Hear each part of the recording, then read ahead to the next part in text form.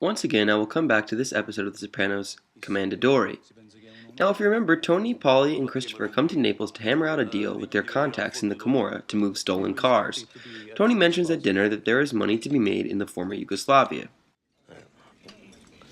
My uncle's problem was he went to the Russians in Brooklyn too much for the cars. That he kept the best stuff for himself, shipped it off to St. Petersburg. Slovenia and Montenegro. They got people over there that profited from those conflicts. They got fucking bales of liquid cash. And you got contacts in the markets over there. Tom, you try this octopus yet? I'm talking here. Now, while this is the only mention of this in the episode, if we pull this thread, a whole story will unravel. During the early and mid-90s, the former Yugoslavia was ravaged by a confusing war based on ethnic hatreds that had long been held under wraps by Tito, the former dictator of Yugoslavia. Tito had held together Croatia, Slovenia, Bosnia, Serbia, and Macedonia in one country. However, following his death in the 1980s, cracks started to form.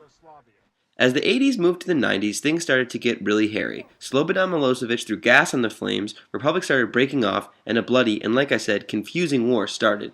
While it was not the only conflict during the Balkan Wars, one of the major points of contention later was atrocities visited upon Muslims by Christian Serbs.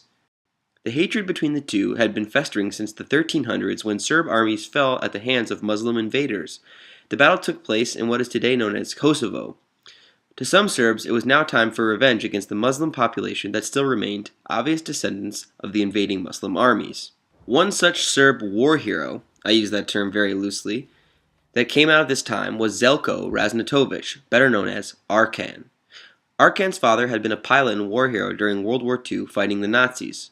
Arkan grew up in a house dominated by a strict military father. He very quickly got into trouble as a youngster, being involved in petty crimes such as purse snatching. His father tried to remedy the situation by sending young Zeljko to the Yugoslav Naval Academy. Arkan, however, dropped out and left Serbia to begin a prodigious crime wave across Europe, participating in many bank robberies. He received his nickname from an alias used on a fake passport. His skills as a criminal also became of use to Tito's secret police. A friend of his father's was a high-ranking member of the UDBA, the government organization used to curb dissension against Tito's communist dictatorship. A set of connections that would benefit him later. In several incidents, it seemed that Arkan was able to avoid trouble back in Yugoslavia and perhaps received aid when escaping from jams in foreign countries. In addition to his prolific bank robbing skills, he was also known as a frequent prison escaper. Having busted out of prisons in Belgium, Germany, Austria, Switzerland, Italy, and the Netherlands. Arkan also had connections with top Yugoslav crime groups, both back in his home country and abroad. Now as trouble began in the Balkans in the early 90s, Arkan gathered together his soccer friends, as he was the leader of a radical group of fans that supported Red Star Belgrade, a prominent soccer club in the capital city. Arkan then took his group of Tigers, as they became known, around Yugoslavia, fighting both Croatian independence and Muslim groups in Bosnia. It is well known that many of the battles Arkan was involved in were not fair fights, but slaughters. Often, pillaging small villages, they killed Muslim men, mutilating their bodies and raping their women. The troops did, however, prove their mettle in some legitimate battles and became heroes to some Serbians. Arkan was well liked by his men and reportedly led from the front, never showing fear in battle. His men felt he was invincible. When the Balkan War settled down with the signing of the Dayton Agreement, Arkan disbanded his Tigers for the time being. He returned to Serbia and went back to running various legal and illegal businesses. He took over a second division soccer team and made them into national champions. He also married a pop star named Sessa in a lavish wedding that included costume changes. Not only that, but Arkan was on top of the Slavic underworld. In one incident, police refused to investigate a kidnapping that he had been involved in even though they had strong evidence. He was too highly protected. His public life of post-war prosperity continued, however, despite being the subject of war crimes indictment for his heinous actions during the Bosnian War. Around the late 90s, fighting broke out in Kosovo. Under the watchful eye of the world, Arkan himself could not be seen leading troops into battle. However, he could still send his men to do some fighting. Weapons and money embargoes, however, created a problem. So, Arkan sent one of his top men to Italy to meet with Camorra boss Francesco Schivoni, the leader of the powerful Castellesi clan based just north of Naples. Schivoni's connections with Albanian gangsters could help him smuggle weapons and supplies to Arkan's men fighting in neighboring Kosovo. In addition, Arkan needed creative accounting to pay for the weapons that Schivoni provided and make deals outside of Serbia. Disguised as humanitarian aid, Arkan helped his men and moved his money freely. In return, Scavoni and probably other Camorra allies were given entree to a number of former state-run businesses and lucrative land deals. Arkan's high-level political connections saw to it that the privatization of these businesses went to him and his friends. The Camorra also saw it as a good way to hide, clean, and diversify their dirty money. All was going well for Arkan in the late 90s. He was married to a famous pop star, had more money than he knew what to do with, controlled much of the crime in Belgrade, and was seen as a national hero. It didn't matter to him that the United States had begun bombing raids in Serbia as a way to stop the war in Kosovo. Arkan even gave interviews with national press stating that he was not a war criminal and goaded the United States and other Western powers to come and get him. Your public wants you to make an interview with the cold-blooded murderer, the most wanted man, but I'm not that. I'm sorry. I have to disappoint you. We are not butchers. We kill in a fair fight. In one famous incident, a U.S. bomber went down in Serbia.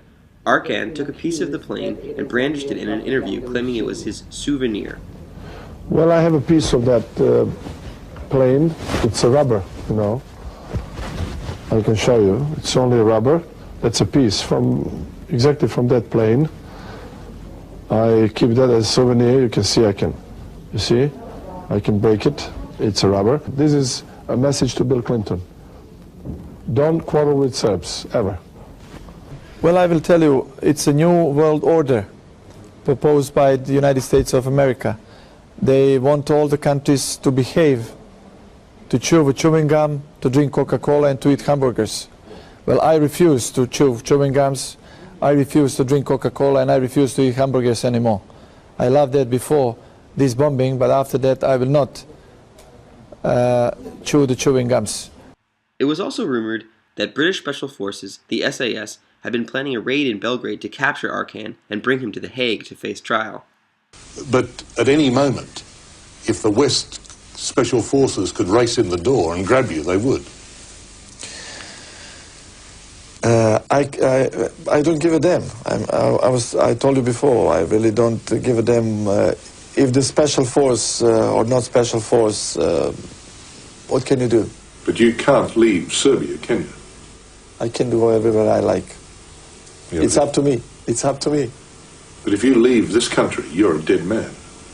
Yeah, but why you are threatening me all the time? You're a dead man, you will be arrested, you this. I really don't give a damn, don't you understand? I am 47 years old, and I told you before that I live every day as a lion.